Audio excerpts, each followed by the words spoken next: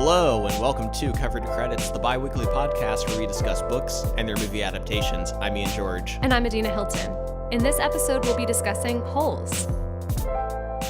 Holes was written by Louis Sachar, and it was published in 1998. And the film adaptation was directed by Andrew Davis and came out in 2003. And the screenplay was written by the author. Yeah, that's always adds an interesting, element to it. Yeah. So, listeners, I am so excited to do this episode right now. If you've listened to our previous episode, you know we have kind of had a rough time in One Flew Over the Cuckoo's Nest.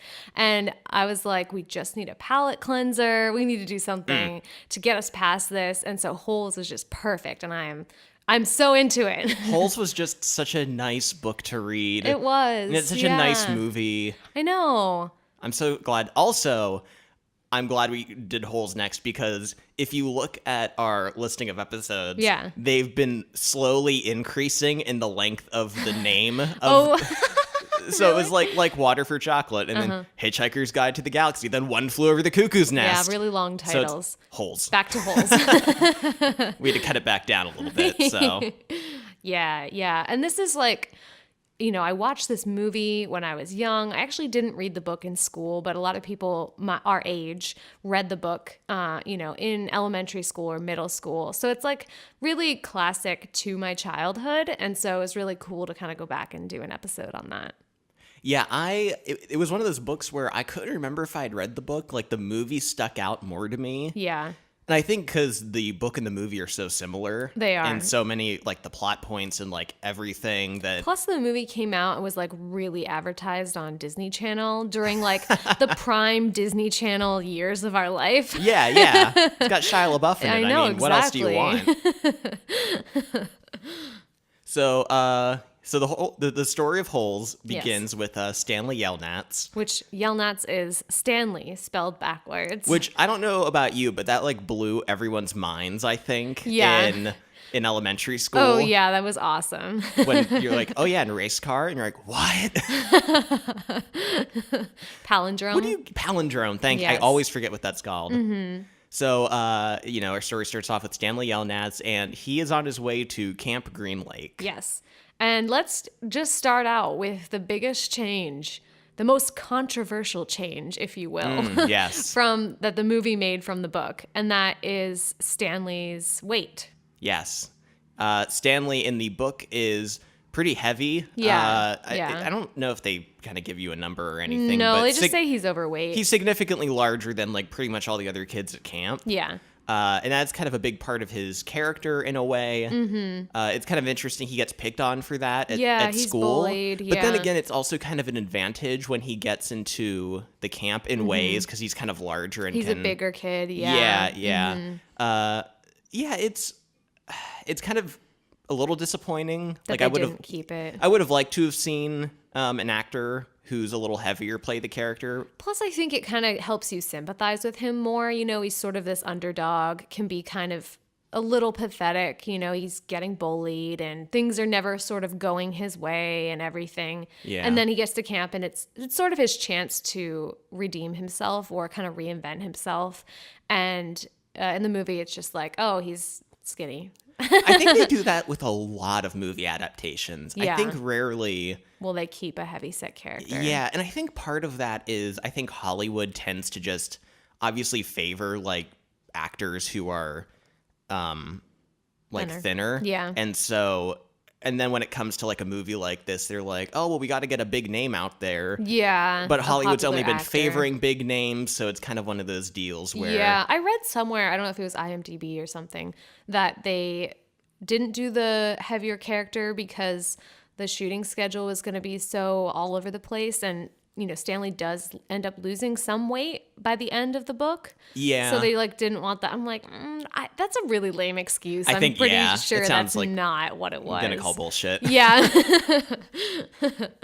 But I mean, it doesn't. Shia LaBeouf still does a really good job in the role. He's still kind of dweeby and sympathetic. It's so funny to look back at this baby Shia LaBeouf now. It's just like, oh man. It was so weird because at the very end credits of the movie it said, "and introducing Shia LaBeouf." Yeah. Which I thought was weird because he's been in a lot of stuff before. Yeah, he was big on the Disney Channel, I think, with Even Stevens at the time. So I mean, I think this was his first movie, I think, but it was kind of weird to say you were introducing him when everyone already knows who he is. Yeah.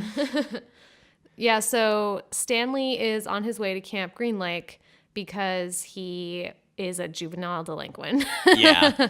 He was caught supposedly stealing a pair of shoes. Allegedly. But in reality, the shoes kind of fell from the sky on top of Stanley. And hit him on the head. And they smelled bad, which is a weird reason to take shoes, but it makes sense because his dad is trying to invent a way to recycle old sneakers. Yeah. So he kind of saw this as like a sign from God almost. And that so he should bring these to his dad. Yeah, so he took these like baseball cleats and was running home when the police caught up to him and informed him that they were stolen. And he basically had no excuse as to why he had them. Yeah, and so the whole setup of this is that Sweet Feet Livingston or Clyde Livingston, he's like this famous baseball player in the book, was donating a pair of his shoes to a homeless shelter, and they were going to like raffle it off for a lot of money and then donate it to the homeless shelter. And Stanley has allegedly stolen them, and they're like, how could you steal from Sweet Feet and also from orphans? Orphans, like, you terrible person. I love it's so terrible, but the flashback to the courtroom scene. Oh, yeah. When Sweet Feet is on the stand, like, testifying, which is so crazy that they would, like, get him to do that, but he's just sitting on the bench and looking at him right in the eyes and just like, I don't know who would steal from orphans. You're no fan of mine. And okay, so brutal. This whole part is honestly really ridiculous because who would try to send a child to jail for stealing a pair of shoes? Like, that's not gonna happen. And I mean, like, they were probably worth a lot of money. Yeah. And I think in terms of like the setup of stealing it from orphans was probably pretty shitty, but like Stanley doesn't have previous. No, he doesn't have a criminal record, background. He's 14 years old. You know? But whatever. We just have to accept my disbelief. So we then are informed of Stanley's family history. Yeah, and his family curse. The curse that haunts him. Mm-hmm. When, I guess it was his great-great-great-grandfather. Great-great-grandfather. Just great-great-grandfather. Forget the number of greats. His no good, dirty, pig-stealing great-great-grandfather. He, and the story, both the book and the movie go into this kind of flashback sequence. Yeah. That, and the movie and book both have a lot of flashbacks, but it's really interesting. It creates kind of this really rich, interesting story. Yeah. And so his grandfather... His name wasn't Stanley. It was Elia. Yes. Elia Yelnats, and his family's from Latvia, so it's starts out in Latvia. And Elia falls in love with this girl who is pretty but stupid, and her father won't let him marry him. And so basically he goes to Madame Zeroni to kind of get some help so he can marry her. Yes, and Madame Zeroni tells him to take this small piglet and carry it up the mountain every day. And sing a song to it while it drinks the water. Mm-hmm. And the pig will grow bigger and he'll grow bigger. And then he'll have a suitable pig to purchase his future wife with. Yes, the way it should be. And so he does this. And also part of the bargain or deal was Madame Zeroni says that he has to, after he completes this task, carry her up the mountain so she can drink from the river. And be strong. While he sings to her and so she can get strong. Yeah. And it's interesting because in the book they're friends. Like, he's talked to her before. They've kind of hung out, and she knows him and everything. In the movie, she's much more of like kind of this interesting villainous type character. They really play up the whole like gypsy curse type thing, and she does these really like crazy like ha ha ha ha like laughs. Yeah, she's very much kind of a caricature of and she seems like maybe she's trying to trick Elia into, cursing him. But in the book, it's sort of just like, oh, and then like after you do all this, can you like bring me up the mountain too? Oh, but if you don't, you and your family will be cursed. Yeah, the stakes are pretty high. Yeah. It's a small task, but big consequences. Yeah, and so long story short, like he ends up not marrying this girl because she doesn't really care for him, and he is so upset about it. He goes to America, jumps on a boat to America, and then once he's like halfway across the ocean, realizes that he forgot to carry Madame Zeroni up the mountain, and he's like, oh. He's like, can curses follow you over the ocean? I don't think so. Probably not. I'm probably I think okay. I'm fine. So yeah, everyone in Stanley's family ever since then has had like bad luck and has blamed it on Elia Yelnats, their dirty, no good, rotten, pig stealing ancestor. Yes. So Stanley arrives at Camp Green Lake, and we kind of get an introduction to the other boys of the camp, and the kind of villainous runners of the camp. Yeah. So let's talk about Mr. Sir first. Yes. Since he's the first one we're introduced to. Yes. Mr. Sir is played by Jon Voight. And you know how when a movie comes out, it's usually a dramatic movie with a really strong performance, and they'll have some kind of critical praise on the poster, and it'll be like, Daniel Day-Lewis is a revelation. That should have been on the poster of Holes with Jon Voight. It should have said Jon Voight is a revelation. Is a gift to humanity. He is so good in this role as Mr. Sir. Honestly, the casting in this movie is like spot on. Yeah. There's no weak links. No, but especially Mr. Sir. Like, he plays it so well. You know, he's creepy, crazy, you know, weird. He's kind of got this weird swagger to him, but like he's still really doofusy and gets put in his place multiple times. And it's an amazing role. He brings so much comedic relief to it, and he's just out of this world good in this role. Another character is Mr. Podansky. The campers call him Mom, and he's just one of the counselors, and he's kind of in charge of the group of boys that Stanley ends up being in that group. And he's kind of weird because he seems like he's really nice at first to all the boys. You know, he's like, I take care of them. They call me Mom, la, la, la. But he's actually kind of like terrible. Yeah, he's specifically shitty to Zero. Yeah, he like hates Zero for some reason. It's very bizarre. They kind of never explain it. No, but it kind of highlights that he's really kind of still a shitty person the whole time. Yeah. He's played by Tim Blake Nelson, who you would definitely recognize him watching it. You'll know him from certain roles, but he's also good in it. The other kids. Oh yeah. There's like a bunch of different campers. I guess campers is sort of a misleading term. Inmates, I guess would be a better term since it's a juvenile detention center. But they all have, you know, regular names, but they've sort of put themselves into this kind of like tribe. So they've given each other these nicknames, and it's sort of their way of recognizing each other. X-Ray is sort of the leader of Stanley's group of boys. And then there's other illustrious names like Armpit, Squid, X-Ray, or I already said X-Ray. Zigzag. Zigzag. Squid. Magnet. Squid. Yeah. And they're really great characters. Yeah. X-Ray's really interesting. He's kind of the leader of the group. And he's kind of got this intimidating factor to him that's kind of tough to put your finger. He's not the biggest kid. No, but he's not the smartest. He's real good at kind of pressuring like Stanley in certain situations. Yeah. And he's interesting. You have Armpit. Zero obviously becomes a big character in the book and in the movie. They're played so well in the movie, I think, because they convincingly act like kids from kind of a rougher background. Yeah. But they're never caricatures, you know what I mean? Like, they're all very convincing in their dialogue. Yeah, and it's kind of like, you know, it's a rough-ish world. You know, he's in a juvenile detention center, so not everyone is immediately welcoming, but there is kind of this bonding camaraderie between them. That's not to say that things can't shift and they can't turn on each other, but they do like that. All they have is each other, so they do kind of have this setup, especially with like the nicknames. It's kind of a way of them to claim their tribe, their group of people. Yeah, they give Stanley some crap early on when he first gets to the camp. Yeah. But they relatively quickly kind of, adopt him into their group. Yeah, so, they call him Caveman. Yeah. The kids are just amazing in the film. Mm-hmm. And so you find out immediately and on the first page of the book that Camp Green Lake, there is no lake at Camp Green Lake. It's just a dry desert. And, it tells you that there used to be a lake, but there was a drought and everything dried up and it hasn't rained there in 100 years. And so what used to be the lake is just this dry desert wasteland.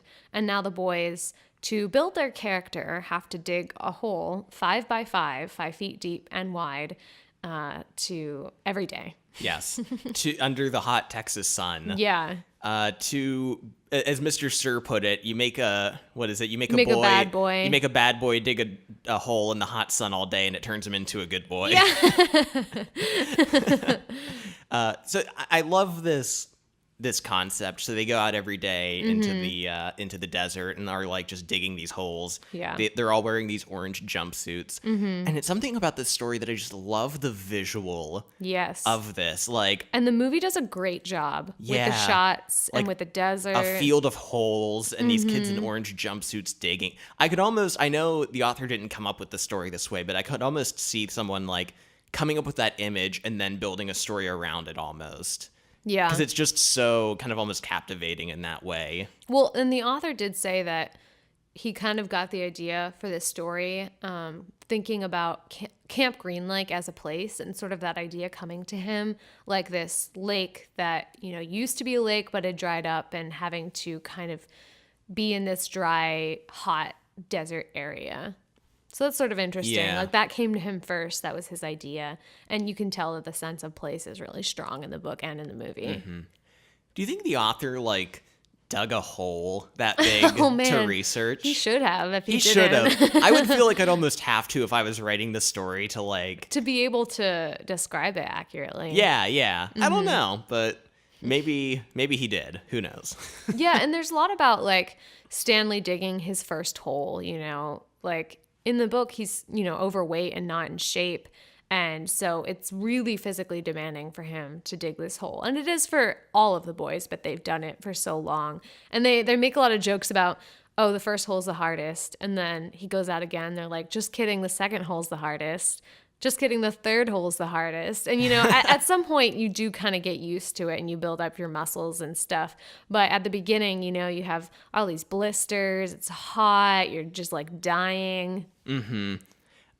So at this point, we start to get a little bit into the history of Camp Green Lake a little bit more. Mm-hmm. And we start to be introduced to this story of when Camp Green Lake was actually a town around the real physical lake when it still existed before the drought. Mm-hmm. And so we're introduced to Miss Kate, who is the school teacher of this town. Yeah. And the other main character of this story arc, Sam. The onion seller.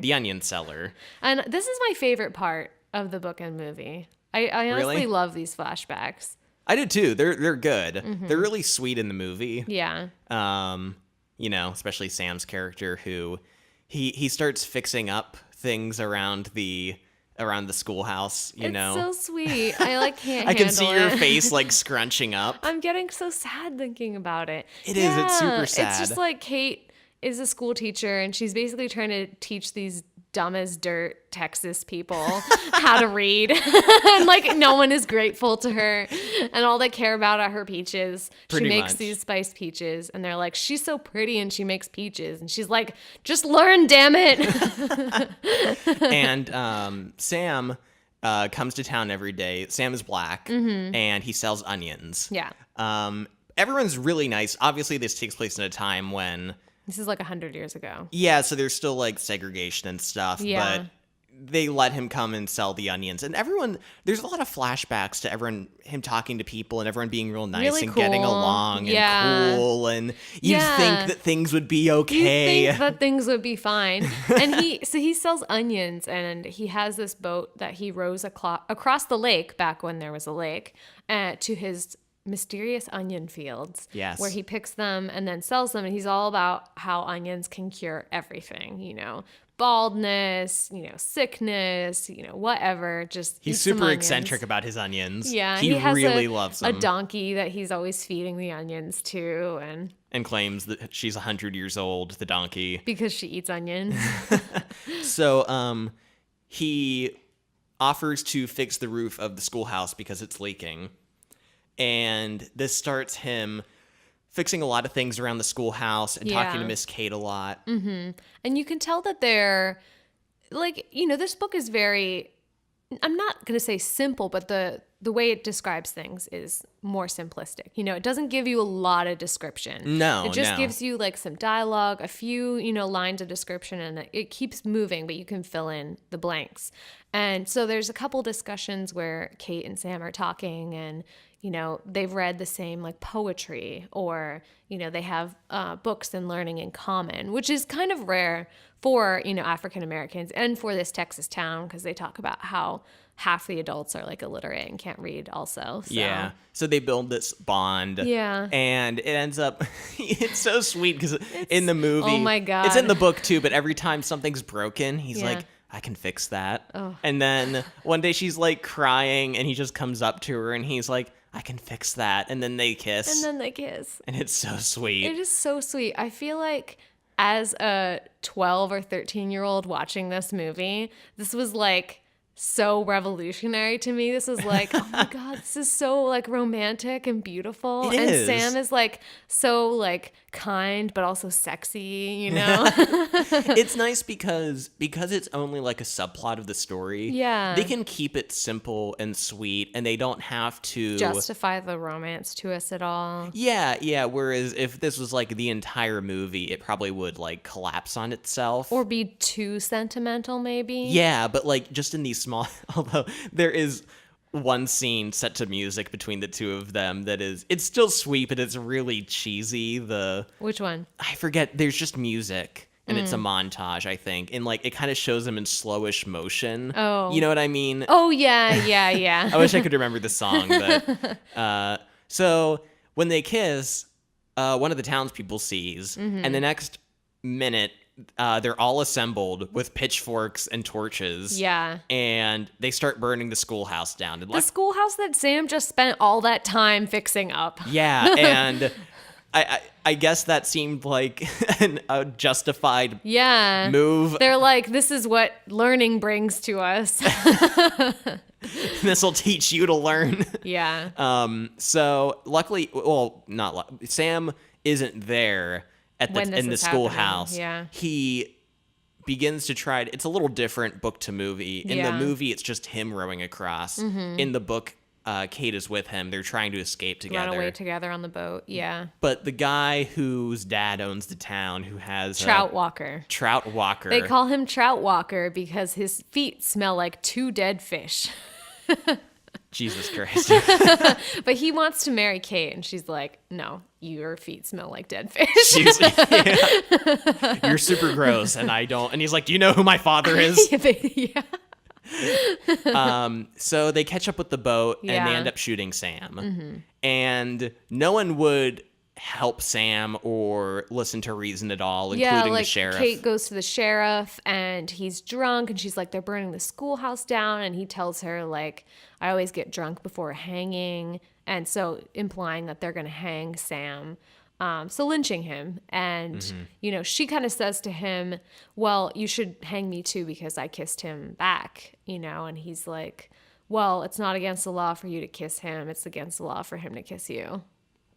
I think this was probably a good book for kids to read who might not be familiar with. Not know about these, Jim Crow laws and this segregation, and how, a black man or any African American does one thing wrong or is accused of doing something to a white person, and then they're just killed. And race even played somewhat of a factor in the story of Stanley a little bit, because the group of kids at Camp Green Lake is diverse, and there's things that happen that they kind of talk about race a little bit, which is interesting. Yeah, and it's super interesting because in the book, after some people catch Kate and Sam kissing, one person says to them, God will punish you.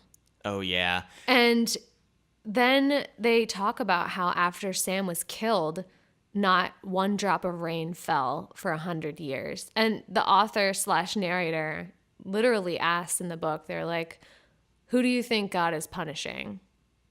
Yeah, did you like that? I liked it. Yeah, I liked it. It felt a little... like too much? Yeah, just because the author never really addressed the reader Ever until then, as far as I can remember. And so it seemed kind of like this weird moment where he kind of turns to the audience and is like, who do you think was cursed? I mean, I think it's worthwhile, especially like, not that children couldn't figure that out, but just to like emphasize it more to, you know, a child type audience that like, well, who do you think God was really punishing? Yeah. If, you know, no rain fell after Sam died. Yeah. I guess in the context of it being a kid's book, I understand it a little bit. Yeah. Just reading it, it felt a little of like we get off. it. Yeah, we get it, and it felt a little off. But so this leads to Kate just turning into a badass. Kate goes dark Kate. Dark Kate. She shows up at the sheriff's office and just shoots him. Yes, it's great. And she begins her reign as Kissin' Kate Barlow, the famous outlaw, who kisses all the men after she shoots them to death. Yeah. She's like, I'll kiss you, but only after you're dead. Which is a great signature. Yeah, and then she just becomes a famous outlaw. Oh, and what's really sad, though, is that Kate and Sam don't get to bang before Sam dies. This is something Adina and I talk about all the time with movies. Because in scenes where, like, star-crossed lovers... Yeah. Where one of them eventually dies, there's always that element of did or didn't they bang before one of them died. And it's like, if they're going to die, I want them to be able to, like, be together and to, like, have some sex before they die. Yeah, they deserve it. They do. And, like, what classic example of this is Romeo and Juliet, you know? Sure. They both end up dying these really terrible, horrific deaths, but they got to do it before they died at least one time. Yes, it's a very important test that I wish all stories could pass. I know, because I feel so bad. Like, Sam and Kate just had that one kiss, and it's not like they didn't still love each other, or Kate still didn't miss Sam, but would have been nice if she could have carried around that memory of one. You know what this 6th grade novel needed more of is sex. It's true. This is a children's novel. You know what? If children can learn about racism in this novel, they can learn about sex too, I think. Yeah, exactly. And it could have just been like that morning when Sam and Kate woke up together. Yeah. So this also ties into something else that is a part of Stanley's history. Yeah. His great-grandfather, Stanley Yelnats the First. yes, got robbed by Kissin' Kate Barlow. His stagecoach got overtaken, and she stole possessions from him. Yeah, he had like made a fortune in the stock market, and then he was going out west, I guess, to live all out of his there. fortune, I all guess. All of his fortune.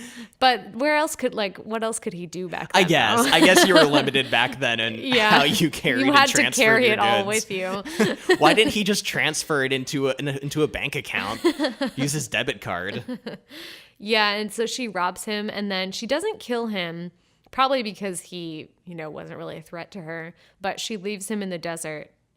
Which, I mean, is as good as killing him, Yeah, he's basically. completely stranded. He has no water. And then they find him like 13 days later, and it's sort of like a family legend where the main Stanley, our Stanley, kind of asks his dad and like grandpa, like, well, what happened to him? How did he survive? And they're like, oh, well, he was crazy when they found him, so they really don't know. He says that he found refuge on God's thumb, but no one knows what the hell he's talking about. Because he was an insane person. Yeah.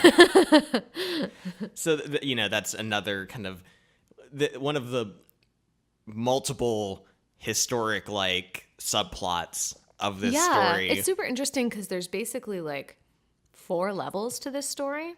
At least. There's the main Stanley story at Camp Green Lake. And then there's the original Green Lake with Kissin' Kate and Sam. And then there's Elliot Yelnats, Stanley's family original story. The great pig stealing grandfather. Yeah, and then there's the two backstories converging with Stanley's ancestor getting robbed and Kissing Kate robbing him. So it's so interesting. Like, everything is connected, and these flashbacks are really make the story super rich and interesting and full. And it makes it enjoyable to read, too, because you're constantly kind of jumping back and forth. Yeah. And it keeps it pretty sectioned off. Like, he talks about the Elia Yelnats story to completion, and then he addresses the Camp Green Lake history. And that kind of goes back and forth a little. Yeah, so it gives it some structure, it's not Pulp Fiction where it's just like all insane. Going all around the place. Yeah, and I was reading that the author, when Stanley's digging his first hole, wanted it to be kind of seem like it was a long time, but he didn't want to just be like, oh, and then he was digging more, and then he was digging more. So he kind of breaks up Stanley digging his first hole with the flashback of Elia Yelnats, his ancestor. Which is really smart. Yeah, and then kind of keeps going back to like, oh, and then we're back in the hole. And he's still digging. And then continue with the backstory. So I really like that. Yeah, it was great structure that really enhances the story a whole lot. Yeah. So Stanley is digging holes every day, as you do at Camp Green Lake. Digging yes. Dig it. Digging That's such a good song. It is. It's oh my god. It's really good, actually. They played the music video like all the time on Disney Channel. Anyone who remembers this time knows that they played it like every day. If anyone else is like me, you might have had false memories of this song. Yeah. Because thinking back, I think you kind of thought this too. I did too. I thought it was digging up them holes, dig it. Digging up them holes, and then holes. But it's just digging Dig like, it. Yeah. It's just kind of grunts, which I was really surprised by. I always thought it was lyrics. It sounds like they're saying holes a little bit. A little bit, yeah, but it's such a good song. This whole soundtrack's pretty good. Yeah, and didn't you say that the actors came up with the lyrics to this song? Yeah, that's so. And in the credits, when it gets to the song contributions or who they're accredited to, they do have, I think, all of the kid actors, like including Shia LaBeouf, listed for writing that song. Yeah. From what I remember hearing a long time ago, and I couldn't find anything about this, but to substantiate it. Yeah, but apparently the kids, like, between takes were like hanging out and just, being kids, and they started this like doing this song and like creating verses about their characters. Yeah, and stuff. there's like some rap type verses to it. So yeah, and then Disney's like, how do we make money off this? How do we make money off of this organic creativity? And they're like, it's fine, kids. We'll just give you credits in the at the end of this movie for writing it. It's kind of cool though, because like there's different verses. There's one verse for like Stanley/Caveman where he sings. There's like an armpit verse and like a couple other ones. So yeah. So it's a great song. It still holds up, I think. Oh, I think it's still great. It's so fun. the soundtrack for the movie is super good. There's a few songs that are a little dated or a little cheesy. Yeah. But there's a good song by Moby. I think it's just called Honey. There's a song, Down to the Valley, that's really good. It's like a spiritual type song. Yeah, there's a lot of good music in it, surprisingly. So, back to the holes. Back to the holes. That's still happening. Stanley digs up a gold tube. And this is one of those interesting cases where X-Ray kind of pressures him. Yeah. Where he's like, hey, you just got here. If you find anything, give it to me. Because the kids find out that if they find anything interesting and they give it to the warden and she likes it, then they get the rest of the day off.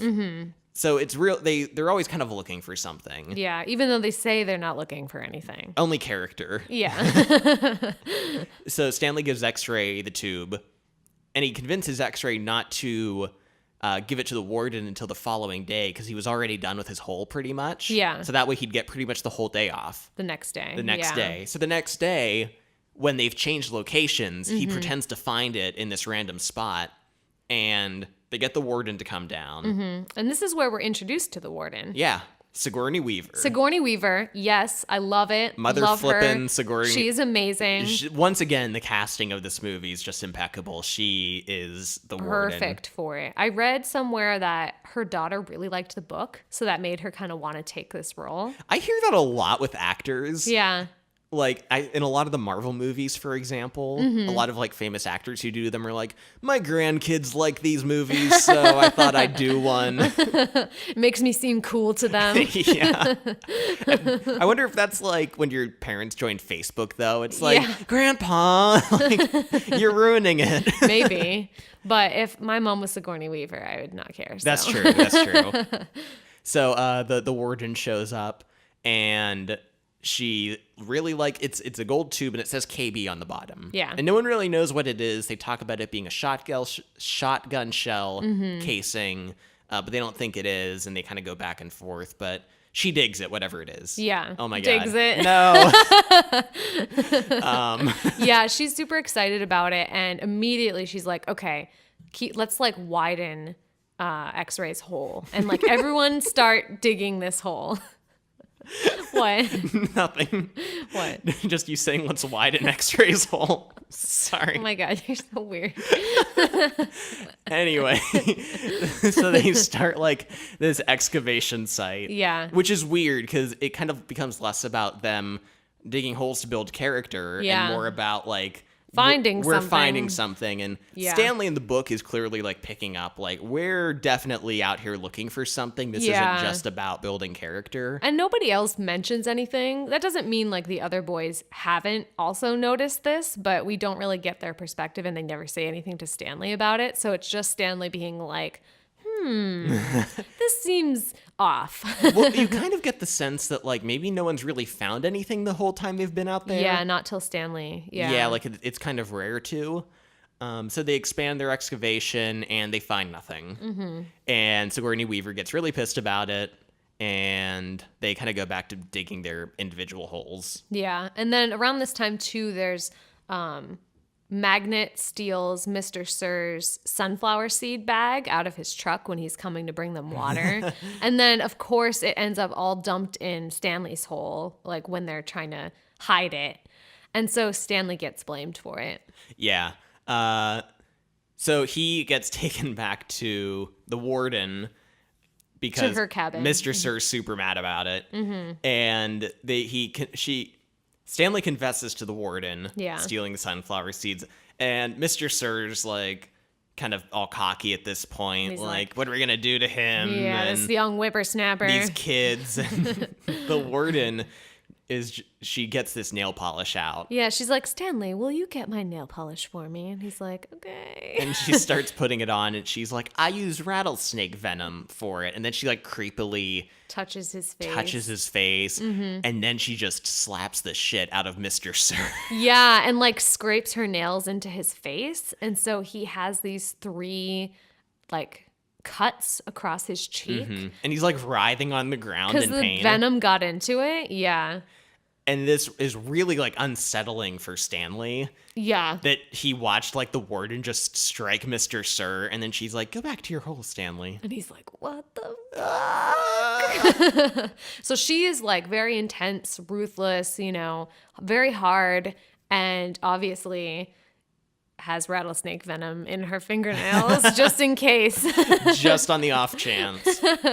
Yeah, but this is sort of interesting about the book and the movie. There's this sort of sense of dread and danger throughout the book and the movie. They say at the beginning, like there's rattlesnakes out there's scorpions, and then there are yellow spotted lizards. Yes, which are the most dangerous thing. If they bite you, you're guaranteed to die pretty much. Like immediately. And if they're in the movie, they're horrible CGI.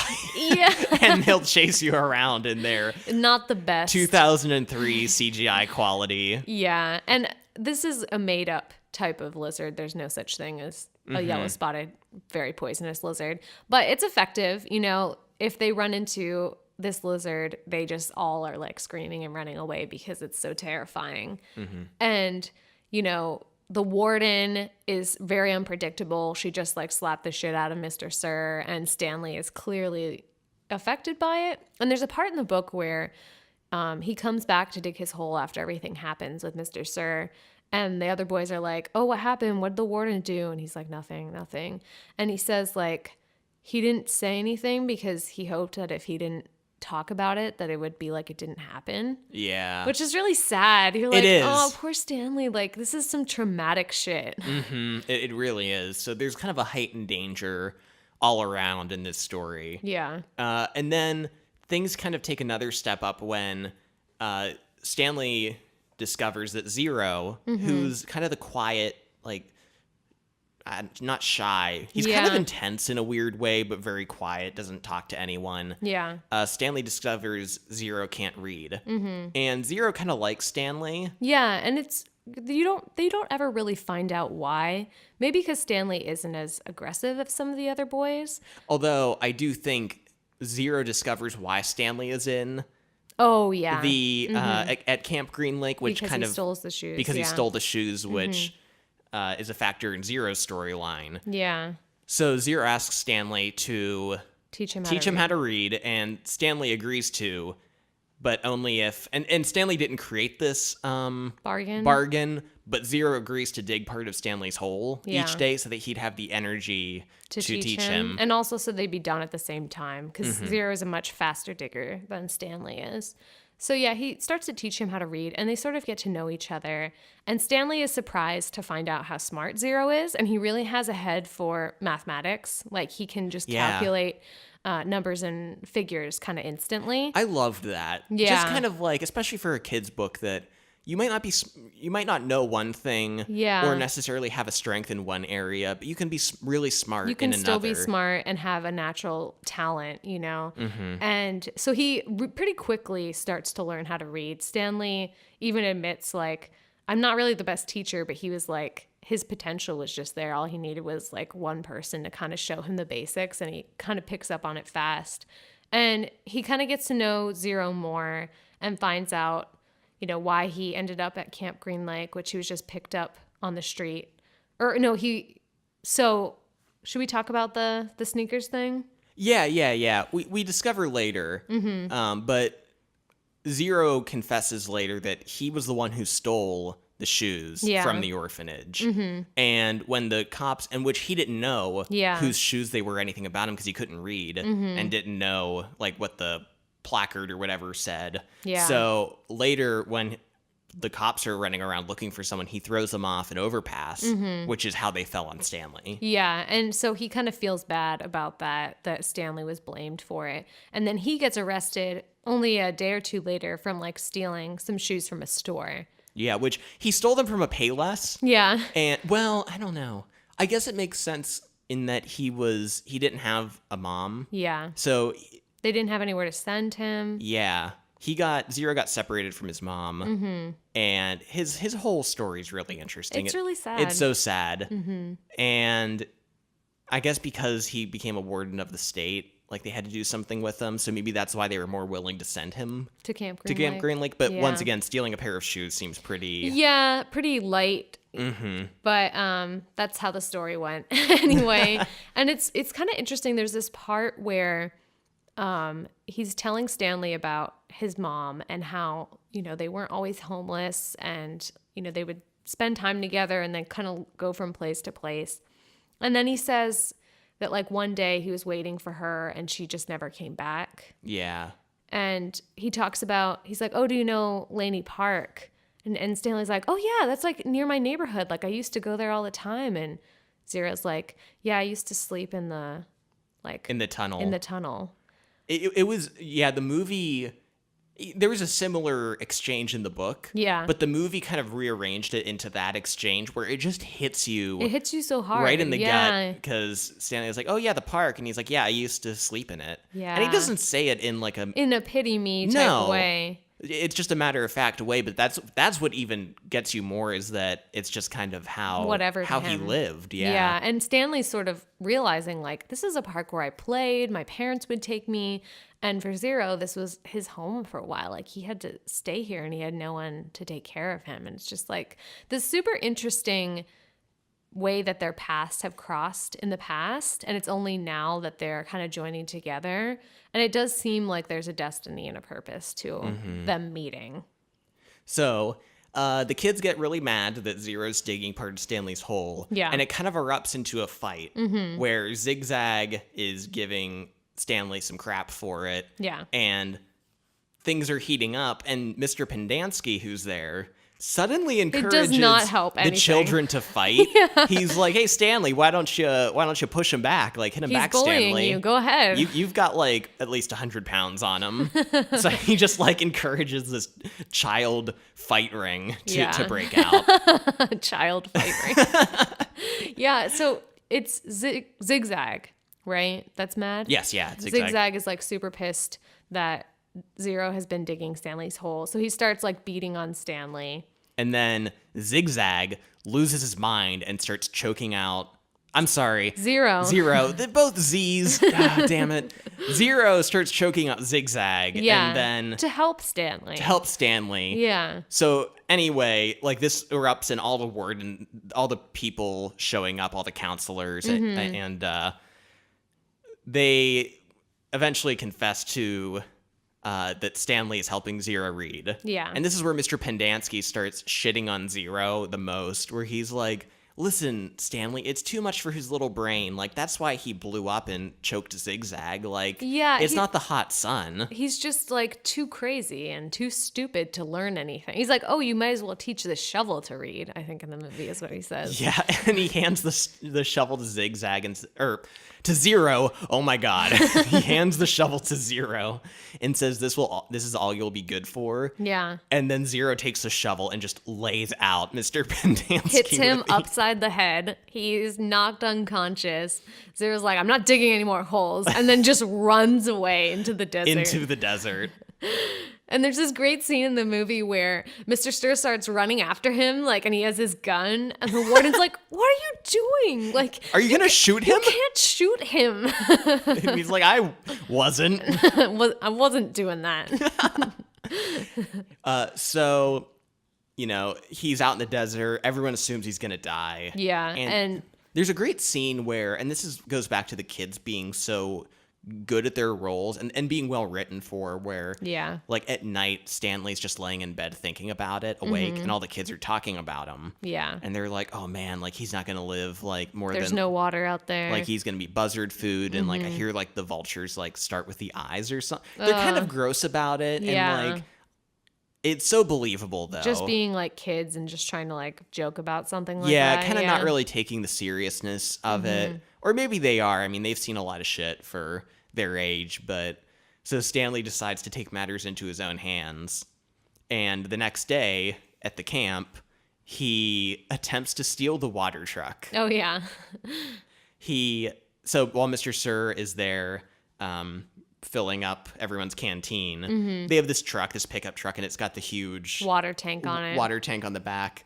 So Stanley manages to get inside, and the keys are in it, and he takes off with the truck. Yeah, and it's so fun. It is such a great scene, and they do it so well in the movie. I love it in the movie. The movie plays up the scene even better than the book, because he's screaming out the window, and everyone's waving to him, and it's cheering. Like this real like euphoric moment. Yeah, Mr. Sir is like yelling and trying to chase after them, and that's when Stanley drives the truck right into one of the holes. It's so great. It's I don't know, just the total irony of the whole situation. Of the whole. Damn it.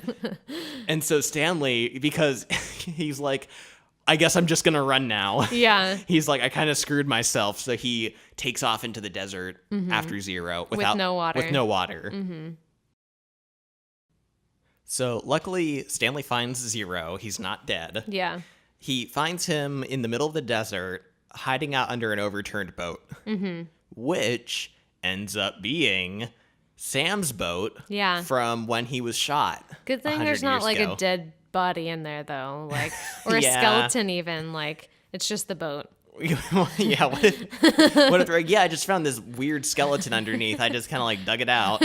Hope it wasn't anyone." Yeah, but there's like spiced peaches in there that are like clearly from Kate back in the day that he just kept in his boat. They're still in jars, so they've like kind of turned into like a glue, fermented almost. Yeah, I was gonna say, wouldn't they have like fermented? They've fermented, because they said they were kind of bubbly.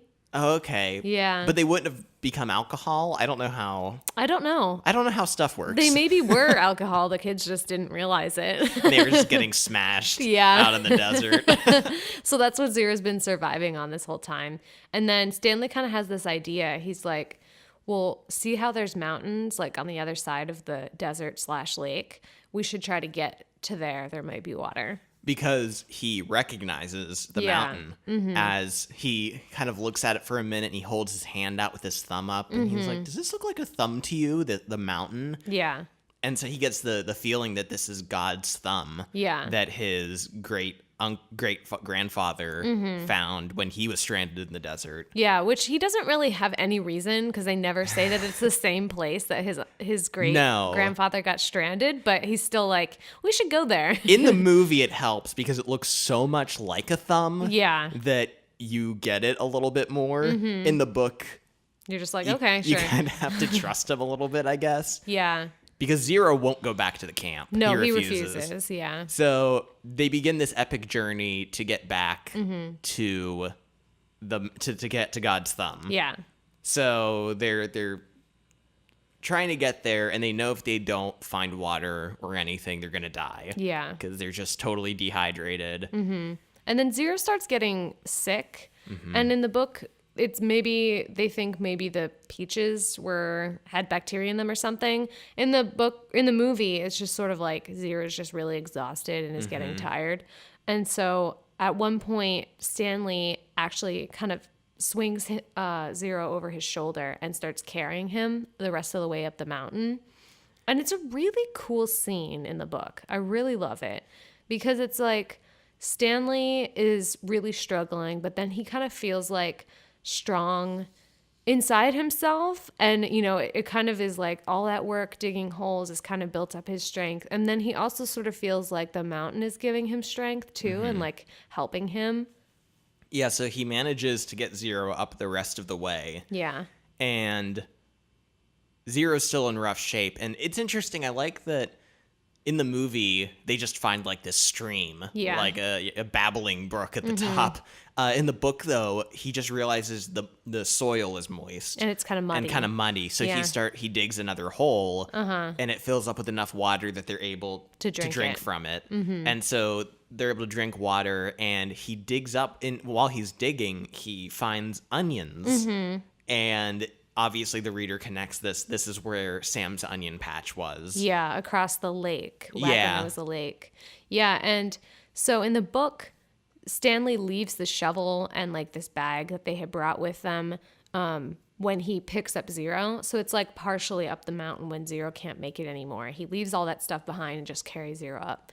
And then a day or so later, after they've had some of the water at the top and the onions, he is like, okay, I'm going to go back down to get the shovel so we can make a deeper hole so we can get more water.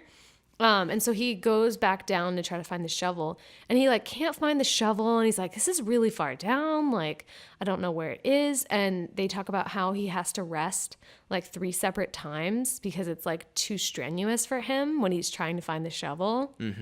And eventually he's about to head back because he thinks he must have passed it, and he finds it like at the bottom of where he is. And it's just a really uplifting moment for him to realize, like, I'm going downhill right now on a full stomach of onions and have had water, and I'm not carrying anything, and I'm getting tired. Yeah. He's like, before I was uphill with Zero on death's door, but I was able to make this climb. Yeah, it's this really heroic moment. And it makes it even more heroic when he goes back later and realizes, like, this was an important moment. And this was, like, I was doing something great and special and beyond myself kind of a little bit. And in the movie, though, they have these terrible, like, voiceovers of Madame Zeroni being like, you must carry me up the mountain. Yes. Because, so we didn't mention it, but I'm sure most of you are familiar with this story. Zero's real name is Hector Zeroni. Yeah. Because he's a descendant of Madame Zeroni. Like, Stanley is a descendant of Elia Yelnats. So they're fulfilling this not prophecy, but completing this bargain of carrying a Zeroni up the mountain to get strength. And to have them drink the water. Yeah. Now, I will say, though, that even though that's cheesy, the first time I can't remember. I think I maybe read the book and then watched the movie. And it wasn't until watching the movie again, or for the first time, I was like, oh, Hector is a descendant. Oh, okay. Like, I was an idiot. I don't think I got it the first time. You wanted to kind of impress that this is Stanley fulfilling, his family's destiny. But it was a little much for me, especially with the over-the-top gypsy Zeroni cackling laugh, I'm like, okay, can you stop flashing? Leaning into the camera. Yeah, like it's all going on in the background while Stanley's carrying Zero up the mountain. Also, this is one of the cheesy song moments where they play a song that's like, don't give up, never give up. Yeah. It's like, you're like, okay. Yeah, let's cut this out. Yeah. So they stay on the mountain in the book for like 2 weeks almost. Yeah, and they just eat onions the whole time. And drink water, and they like get their strength back, and are like, it's a really, they get to stay there a little bit longer in the book, and I like it because Stanley's like genuinely happy. Yeah, he feels happy for the first time in a while, and they say how he didn't even feel happy before he went to Camp Green Lake. Like he always felt kind of down on himself, and they talk about how he likes himself now. Like, he's stronger, he feels more confident, and he also feels like he's done something good. Like he's gone to help Zero, and they've done this together. And so he just has this confidence in himself that he didn't have before. And Zero too, they talk about both feeling really happy and like things are where they're supposed to be. And part of that is the curse that's been broken as well. Yeah. It's just, I don't know. And this is where Zero confesses about stealing the shoes. Yeah. And it's real cool because Stanley's like, I don't care. Yeah. He's like, I'm kind of glad that I'm here right now. Yeah. And however that happened, like, I'm cool with it. Yeah. And it's just this idea of destiny. And this is probably the biggest takeaway from this book and movie is that how everything is connected. And everything, causes events happening for other people, and then they all end up connecting to each other. There's so many layers of one thing leading to another. For example, Sam, when he was fixing Miss Kate's schoolhouse, she was paying him in spiced peaches, these jars of peaches. So that leads to them finding the peaches in the boat. Yeah. And then the onions, which feeds them. Yeah. And then and he talks about, how nutritious they are and how they can good restore for you. And they have yeah. medicinal purposes, which explains why they helped Zero so much. Yeah, and there's like so many tiny details in the book that like pay off later. Like they talk about how the warden wears these black cowboy boots studded with turquoise. And then you read later that Kissing Kate Barlow left behind this pair of black cowboy boots with turquoise studs on them. I do not remember. I don't even remember that. I just remembered. I'm like, why are they talking about her boots? And it's the exact same boots. So it's like she held on to them or they've been like passed down. So it's like every tiny detail matters and fits in together. It's done so well. It makes me think of, people praise the screenplay for Back to the Future as being one of the best screenplays ever written. Because there's so many payoffs. There's so many things that are foreshadowed that, build up later and interactions between characters. And this story is kind of on a similar level. Yeah. With all these narratives and storylines and how everything... interconnected backstories. Honestly, it almost gets to be a little too much. Almost. I don't think it does. Yeah. But there are points where I'm like, does this really have to be a connection? But really, I think ultimately it all works. Yeah. It's almost just close, though, because of how much there is. Yeah, that it all fits together. It's cool. But this is when they decide to go back to the camp. And Stanley is kind of like, let's go back to that hole where I found the lipstick. I think I know what's going on. So they bag up some onions, get some water, and they head back to Camp Green Lake. Yeah. And their goal is to just find whatever's in the hole if there's nothing, and then they're just going to leave. They're just going to run away. Yeah, they're just going to run away again. Yeah. And you find out via like flashback and stuff that Kate Barlow comes back to the dried up lake of Camp Green Lake, like 20 years after she becomes an outlaw and kills a sheriff, and buries her treasure there. And she runs into Trout Walker, dead fish Trout Walker, old dead feet, his dead wife, fish. And they're both really desperate and gross looking. And they're like, all the money, all Trout's money dried up with the lake. And now we want your treasure. We know you've buried it here. And Kate's just like, I don't really give a crap at all anymore. Yeah. And in the book, she kind of gets attacked by a yellow spotted lizard and gets bitten and dies before Trout can find out where the treasure is. Yeah. And it's interesting because they don't touch on this in the movie, but in the book, the cabin that the warden stays in was actually where Kiss and Kate lived. Yeah. Maybe not the building itself, but it was by the 2 oak trees. In the movie, she's hanging around the boat that she finds that was Sam's boat. Yeah. And she kind of willingly makes a lizard bite her. Yeah, and dies there. Kind of chooses her death. So really, they might have found 2 skeletons by the boat if they had still been Oh my God. Oh, but maybe their skeletons were close to each other. Oh, maybe they were. Oh. Okay. But she kind of like, before she dies, she kind of tells him like, you and your descendants are going to be digging forever and you're never going to find the treasure. And so to me, this is like the second curse of the book. Well, honestly, the movie. Yeah, it is. Almost a third though, because third curse. The Green Lake gets cursed when Sam dies. By Sam, yeah. Where it becomes the drought. And then Kiss and Kate almost curses Trout's family. Yeah, to be obsessed with finding her treasure and digging holes. And so obviously that's what the warden is doing. The warden is the granddaughter of Trout Walker and his wife. And, her whole life, her grandparents and her parents, made them dig holes in this effort to find this treasure.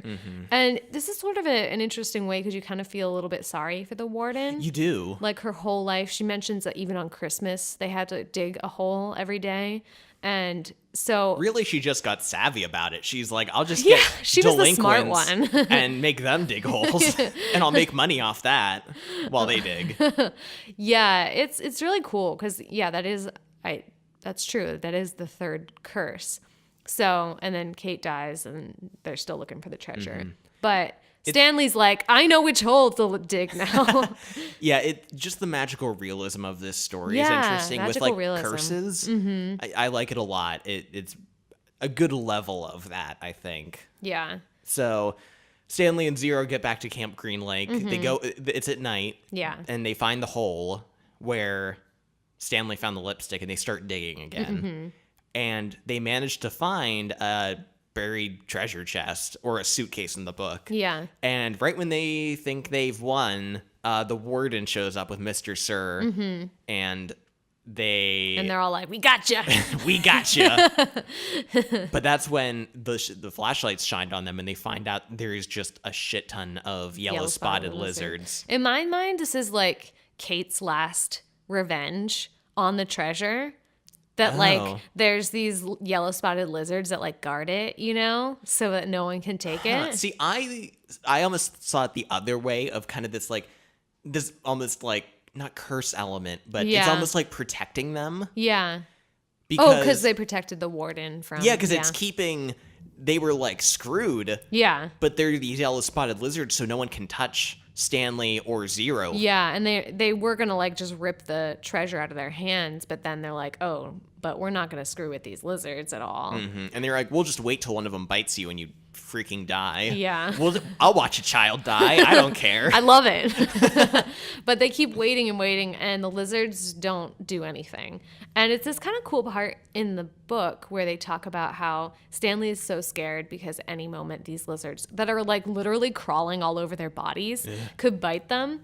And he kind of he like takes himself somewhere else and imagines this one day with his mom where they were like playing in the snow together, and it's like this really sweet memory. And he's like, "Oh, just take me back!" Like, because he's like, here. I might die any moment. I'd rather die like there with my mom. With my mom. I'm like, oh. So they're just waiting around, and they wait until morning, and like nothing's happening. Yeah. And eventually, this Stanley's lawyer shows up. And we knew she was there in the movie before because there's kind of a scene of it. In the book, she shows up and she's like, "Where's Stanley? I'm coming to get him," because they find out Stanley's innocent. Yeah. They explain it later, but she, I guess, kind of just walks up to this hole where everyone is and sees what's going on. And I really like in the movie when the warden is lying about why he's there. Oh, yeah. She's like, "Oh, yeah, he tried to steal my stuff. That's my trunk." Suitcase, yeah. And he's like, "That's not true at all." And he like just jumps out of the hole, like with the lizards. Like he doesn't even care. Yeah. He kind of like has figured out they're just not going to bite him no matter what. So he just leaps out. And this is another like connection thing because you find out that all the onions that they've been eating for like days in the movie and weeks in the book has kind of protected them from the lizards. Yeah, it kind of like is in their skin or something. And the smell that is like emitting from them, like the lizards don't like it. Yeah. So they won't bite them. So that's kind of given them this like shield of protection from the lizards. It's Sam's protection. It is Sam's protection. He's watching out for them from beyond the grave. So this kind of leads to this great moment where as this whole situation's going on, Zero's just kind of staring at this trunk. Yeah. And he's trying to say, like, at first he says Satan. In the book, he's like, Satan. And Stanley just kind of ignores him. He's like, what? He's like, not even sure if he heard him. And then he's like, Stanley, like, pronouncing something. Yeah. And that's where he asks, like, is your last name your first name backwards? And he's like, yeah. What are you talking about? Yeah.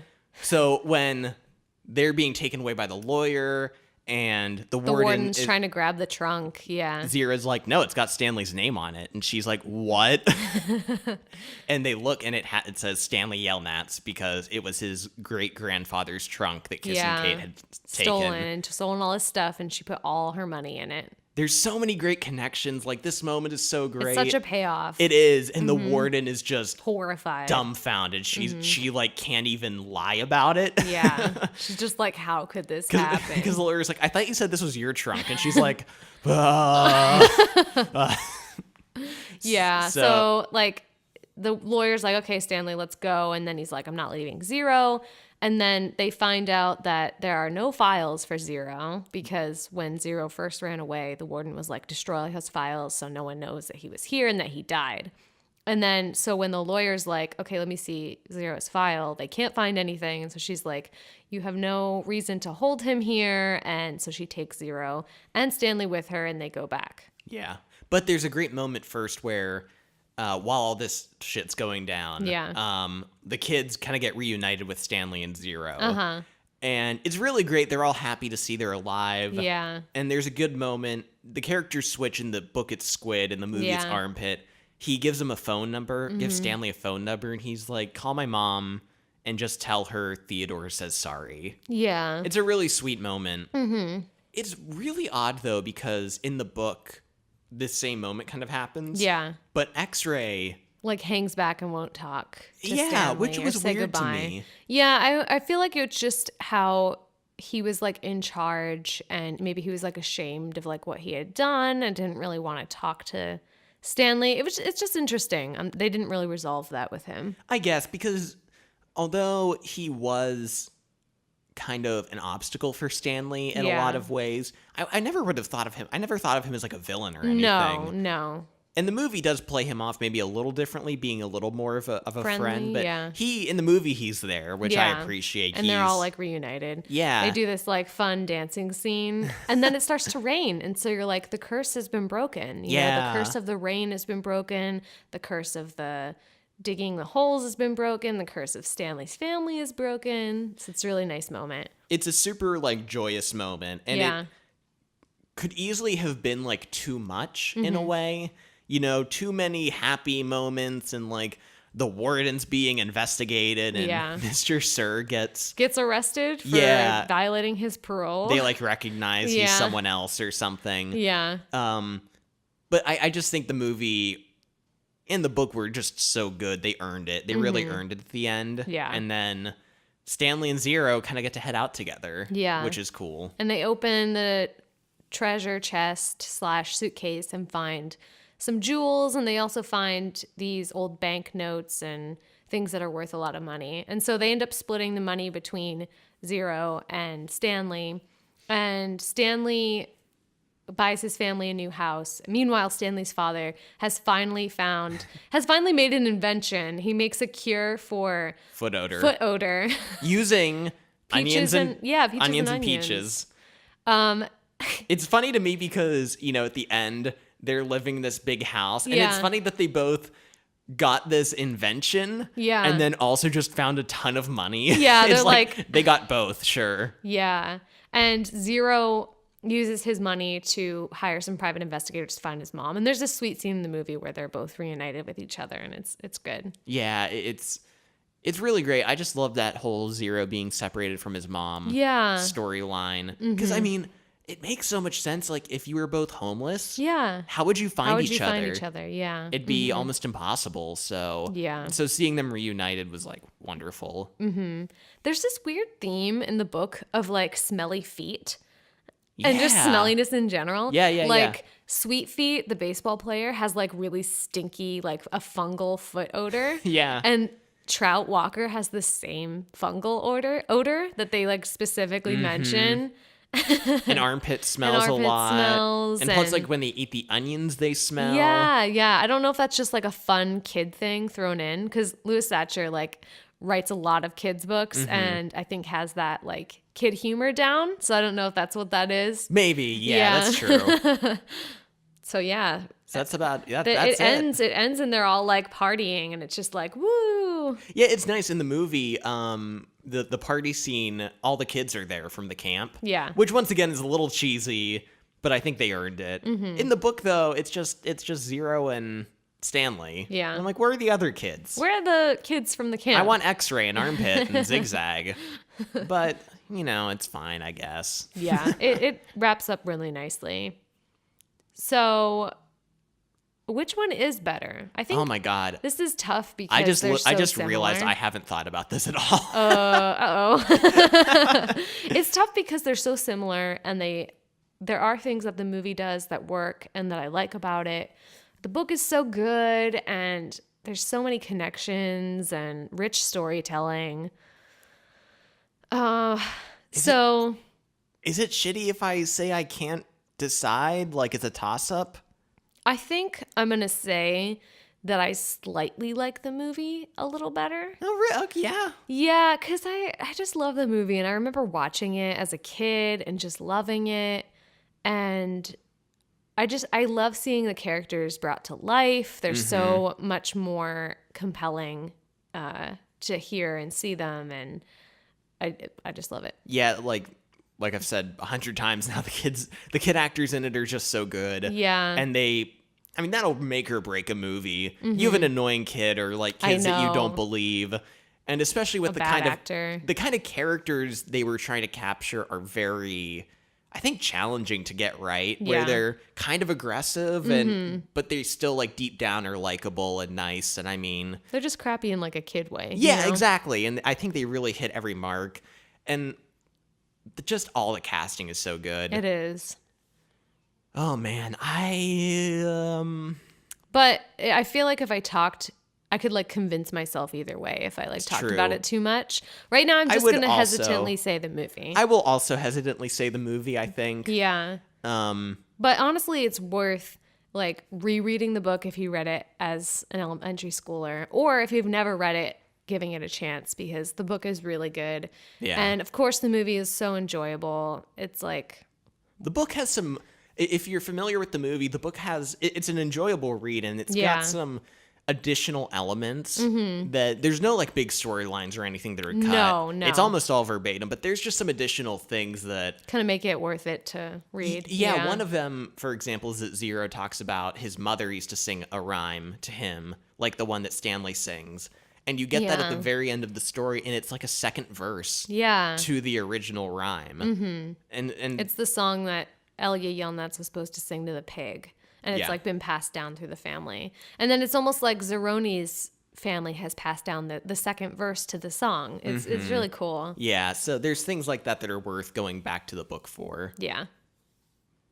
So are we agreeing then the movie is yes. hesitantly I think the best? Yes, a reserved movie vote on both sides.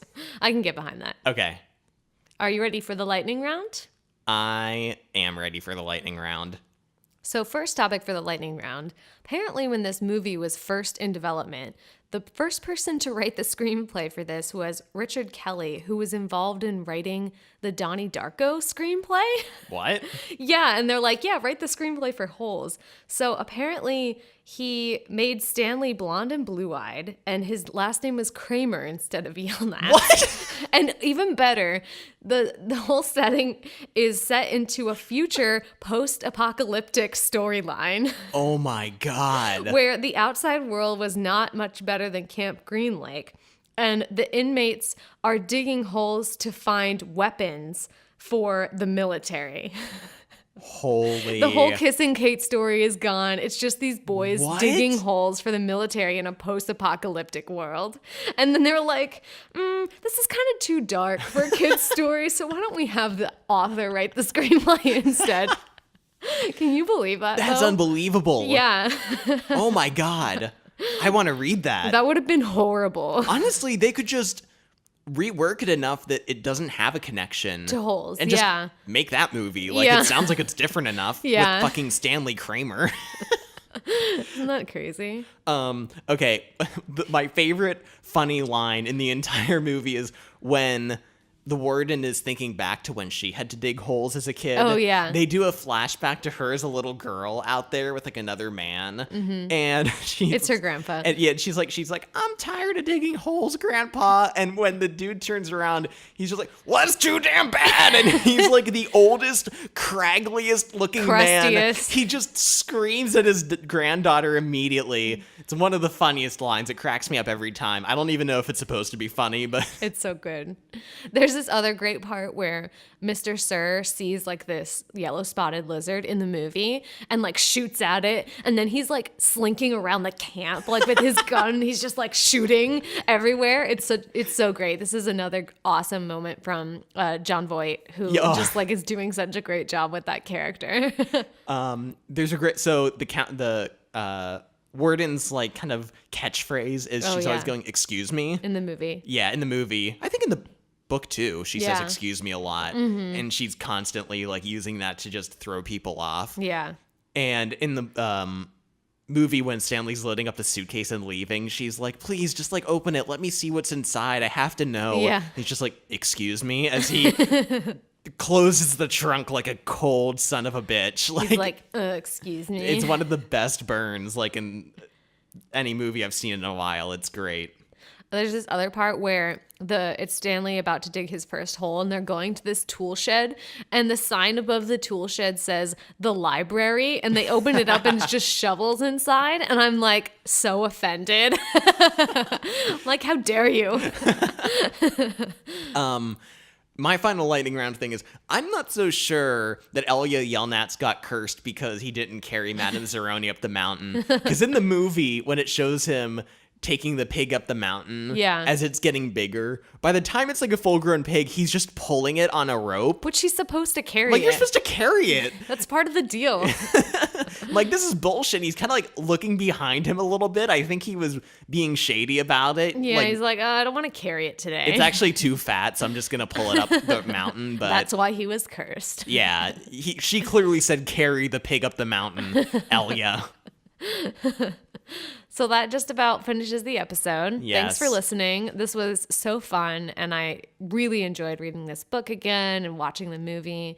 Hopefully, you guys will give it another chance. I guess not really anher chance. Let's go back to it. Go back to it. Yeah. Yeah, it's such a good movie, and there's, I don't know, such a good sense of nostalgia for us to rewatch it and to read it again. So, follow us on Facebook. Yes. Follow us on Twitter at cover2credits. That's the number 2. And email us at cover2creditspod@gmail.com. Send us your thoughts on Holes, other books you'd like us to review in the future. Just say hi. We love getting mail, so anything you want to shoot our way is fantastic. And also, please leave us an iTunes review. If you like what you've been listening to. Yes, if you like it. If you don't you don't have to. Yeah. But it's just, it's like the one thing you can do to help us the most to improve our iTunes overall listing or rating is just to give us even if it's just a star rating. Yeah. It all helps. Thanks to Bob Kiernan and Actual Size for providing our sound equipment, and we'll see you next episode. All right. Bye. Bye.